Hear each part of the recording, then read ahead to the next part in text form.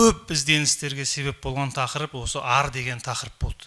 Неге? Халық жаным арымның садақасы дейді да, арының жолында жанын қиып жібере салады. Жаны неге? Арзан ба оның? Жоқ, оның жаны арзан емес екен. Ар қымбат екен.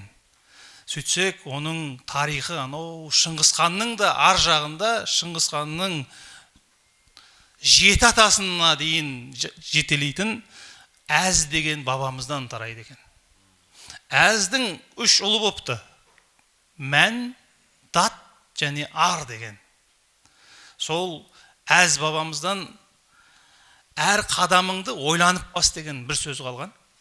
Ал енді бір күні сол өзінің 3 баласын шақырып алып, біз енді мал ұстаған халықпыз. Осы малдың саны көбейіп жатыр. Енді оны қалай қорғаймыз десе, бір баласы айтыпты, Мән айтыпты, оған қарауыл қояйық дейді. Қарауылдаса, оны 4 аяқты жауда, 2 аяқты жауда алып кете алмас дейді. Сөйтсе, екінші дат деген баласы айтыпты, біз оны бір қора жасап, қоршау жасап, қоршаудың ішіне қамап қойсақ дұрыс болмай ма дейді. Сөйтсе, ар деген ұлы, жоқ, мен келіспеймін. Менің ойымша, әр адамның өз ішінде ұрлық жасатпайтын бір құнды бір тетік болу керек. Ол ұрлық жасайын десе де ішінен жасатқызбайтын бір ұғым болу керек деп, осы дат пен ардан бір үлкен ілім қалған екен. Майқы би өзінің бабаларындағы осы дат және ар деген ілімді тірілткен. Енді сол ардың ісі деген сөзден арыс деген сөз қалыптасқан.